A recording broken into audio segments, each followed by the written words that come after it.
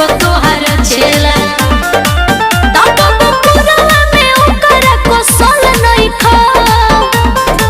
कसम खा के कहा मुस्कुरा के कहा तू नचनिया से राजा हो फसल नहीं खा दिल में कोजले के राजा हो बसल नहीं खा